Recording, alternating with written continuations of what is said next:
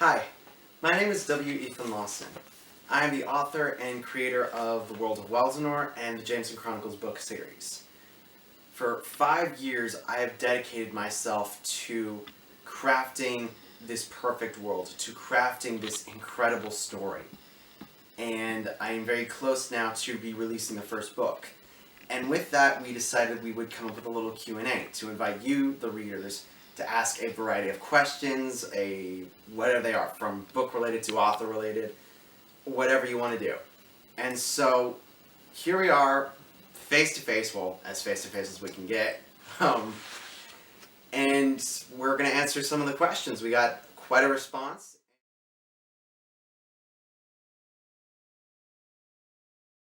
So, the name Jameson was probably just one of those ideas where it was in my early days of writing this mythology 5 years ago. No, 5.5 years ago, wow. But what I was trying to do with this was basically create a character that sounded cool, and that name was William Jameson, not Jameson, Jameson. And the thing that struck with me was I liked the name, just simply put. There's no big reason behind why the name Jameson. It just sounded cool.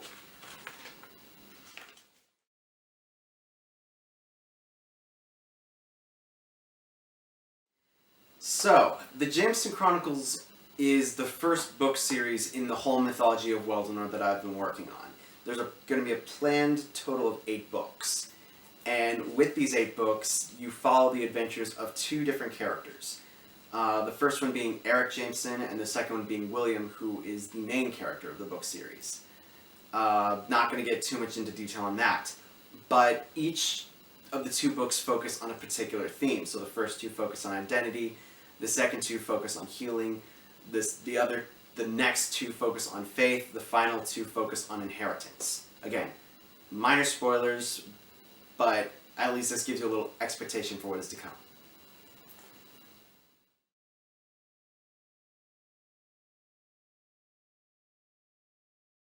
So, you've been asking about Weldanor, I see. Weldanor is hands down one of my greatest creations, and probably my most unintentional one as well. When I was writing the book series early on, I created Weldanor as sort of this world from which I could tell these stories. It started from, just stories, so all of a sudden I need a world for these stories to be in. And that was Weldanor. And why is the place called Weldanor, you may be wondering? Well, Weldanor is called that name because in my mythology in the Second Age, you have this explorer named Weldon who discovered many of the islands and cultures of the world, hence the name Weldanor. Again, the mythology is very vast, so there plans to be a lot in the future. Another interesting factor from which that I really, really liked about the book series was as the series grew, so did the world. And as a result, I have about 8 different kingdoms, or 8 different cultures. Again, I don't want to give away too much, because there is a lot of mythology, there's a lot of history, and a lot of lore that's going to be explored in the first book alone. So, again, within these 8 kingdoms, I can easily tell you that the main one that's going to be focused on for the first book is called Tridilia, a island of 3 kingdoms. And, again, that's all I'm going to say. You're going to have to find the rest out for yourself.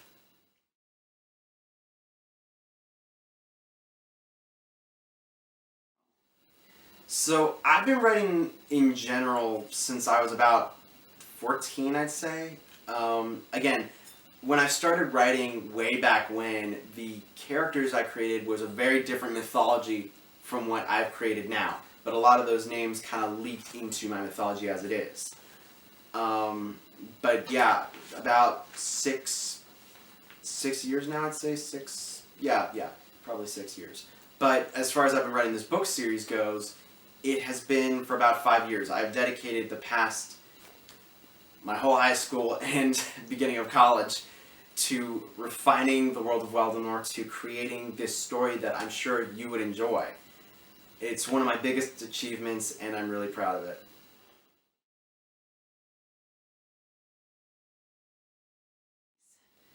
So the inspiration for the Jameson Chronicles, I have no idea where it came from. But what I can say is that I was conflicted. I was going through several different ideas as to what I wanted the first story in my first story in general to be about, because I was doing a little short story competition. And one day, it was a cold January morning. I wake up and I just look out and I see the snow. It's gorgeous. Just everything is covered in white. Everything is just beautiful, silent, everything. I mean, you could have asked for a perfect winter, in my opinion. And then something magical, to say the least, happened. There was this hawk, this singular hawk call in the distance.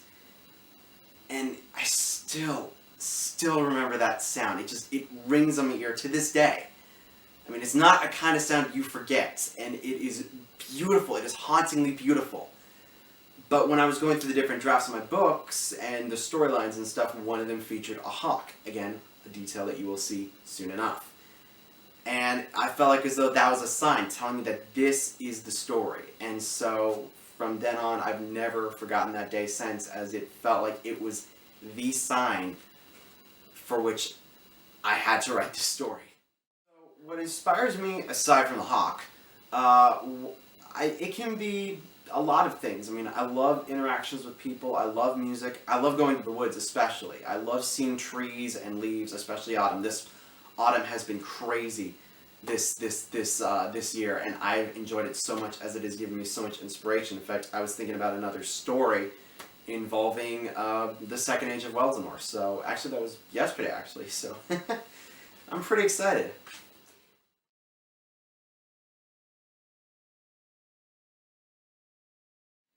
Honestly, I have no idea.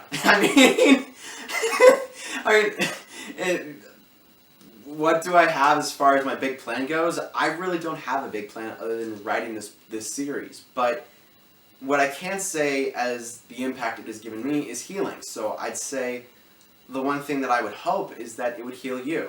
I know these past few years have not been easy for a lot of people, and I think that fed into a lot of the details and character development of my storylines, and so I really hope that this helps. But the thing that I've been working on for the past year and a half now has been incorporating faith and truth and elements of my own personal journey into characters that you can all relate to. And, I mean, the whole series focuses on small elements of faith, but definitely human emotions that we deal with on a daily basis. And I really hope down the line that this book series really helps others. I think that is my goal with this book series, is that it heals people.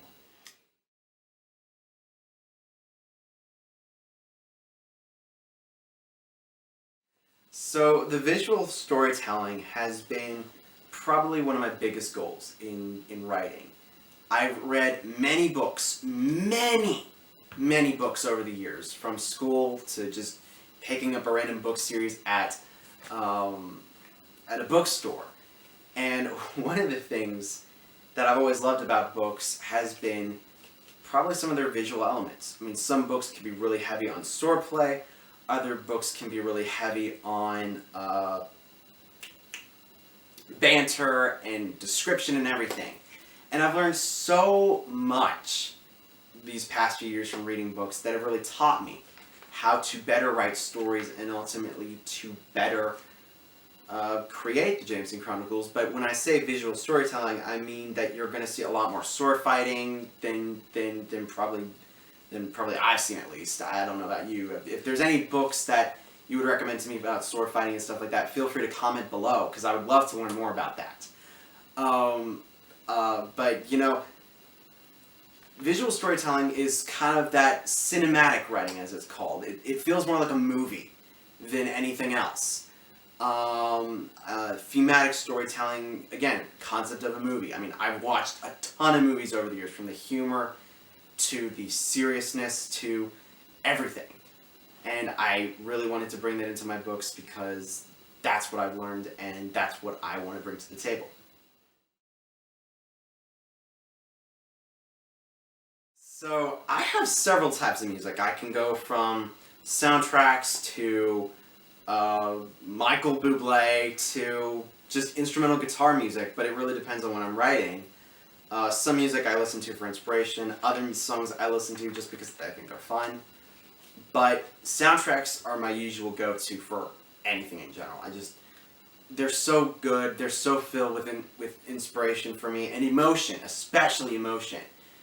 One soundtrack that I frequently visit whenever I'm writing has been the Maze Runner score by John Paisano. And if those of you who love soundtracks or are writing to soundtracks, please give that a listen. It is one of the best soundtracks on the planet. I cannot recommend that one enough, but it has inspired these 5 years of writing for so long, and I couldn't think of anything better to listen to.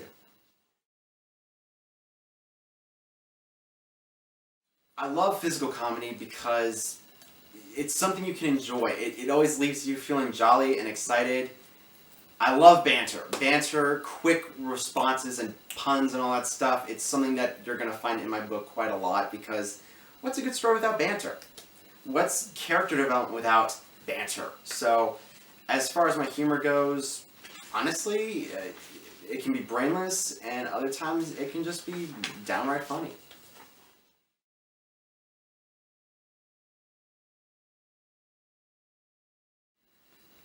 I have a few. It really depends on the mood that I'm going for.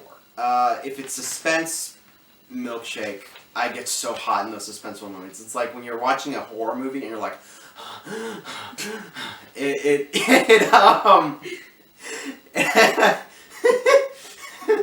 sorry about that.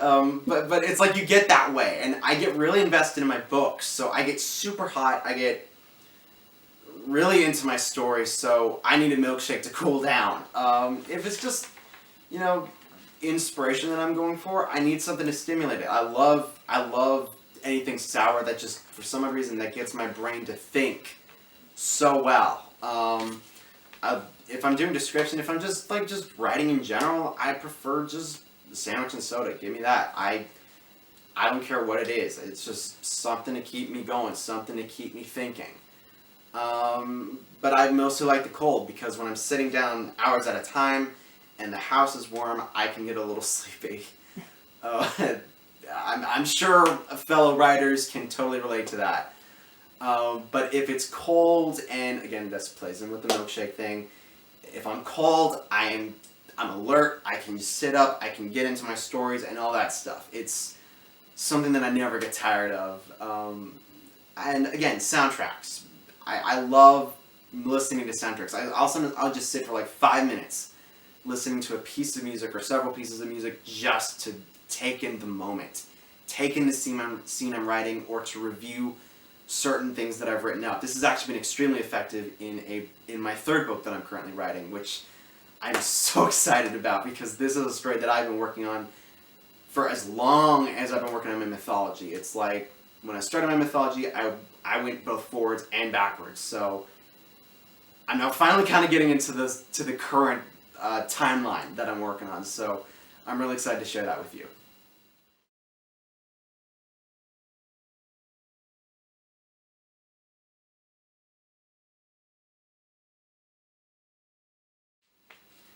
So as far as where I would begin, I honestly have no idea. I literally just, again, for me, it was a pen and paper, and I just wrote down ideas. I drew some stuff, came up with some random storylines, and then created a few characters that have stood the test of times and have remained true to these characters ever since then. But for me, a lot of authors will usually go for world building, and hang on. And for me, I usually start with characters, and this actually was something that I learned about early on. Was I signed up for a newsletter from Jerry Jenkins, and in one of his emails to me, he mentioned how characters are the most important part of a story. And it doesn't matter how good your story is, how incredible your world is, if you don't have characters. And so at the time, I was just focusing on characters. I wasn't even focusing on the story. I wasn't even doing any of that. I was just focusing solely on the story. And so when I got that email, that told me I was on the right track. But, you know, when you're writing a story, you're not writing a story for your characters to fit into that story. You're writing a story for that adventure to fit for your characters, and that's essentially all the story's about.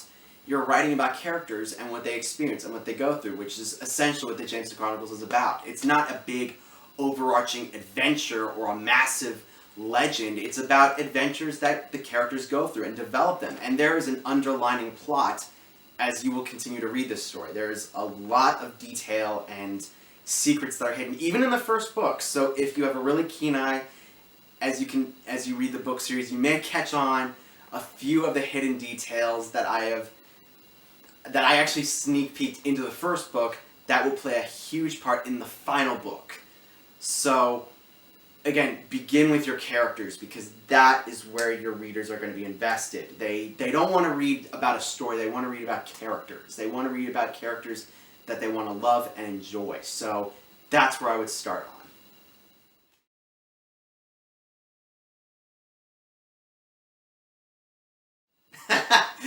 Oh man, oh.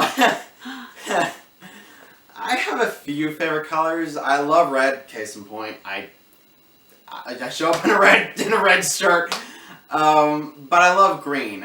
Green, natural colors really. Just give me natural colors any day. The dark reds, greens, blues, grays, and blacks. Just things that remind me of I don't want to say a masculine taste, but maybe that just goes into the fact that I'm a guy. I don't know. But fall specifically is one of my biggest inspirations. I love the autumn time. I love the woods, but I don't know. I guess for me the thing I love is natural colors.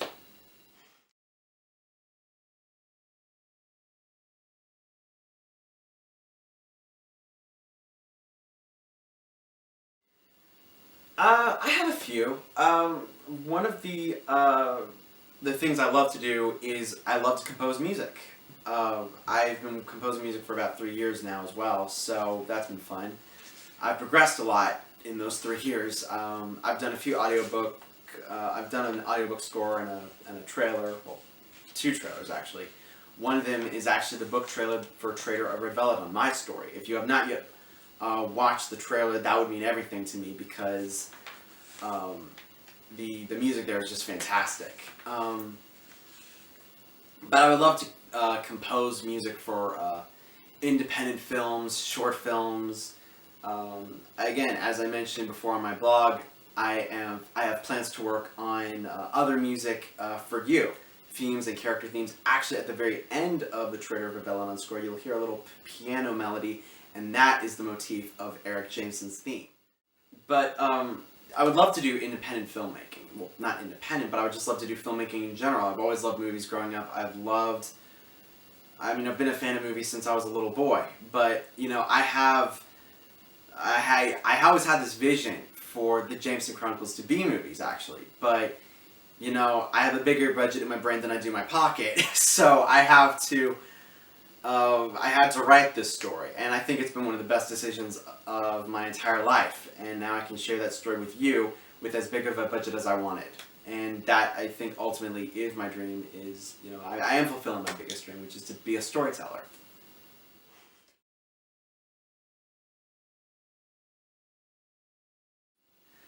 Well, that's about the end of it. So I've answered your questions, and thank you again for submitting these questions. They really got me to think. That really got me a chance to get you more interested in my book series, which was the whole point of this entire Q&A, was for you to get to know me, for you to get to know more about my book series, and for me to hopefully help you in your writing. As far as what's coming up, I do have some more blog posts coming up involving writing tips. So if you have any questions, feel free to comment below. I would love to get some writing questions to get me going on those posts.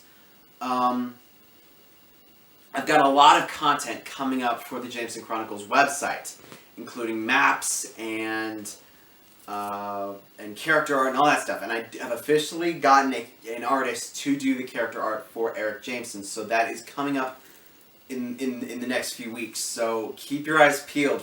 Visit the website frequently, because it is going to be nuts what I incorporate. I've got maps, as I've mentioned before, so that's really exciting. I've got new trailers coming up. I've got new interviews coming up, and I've got a holiday Q&A.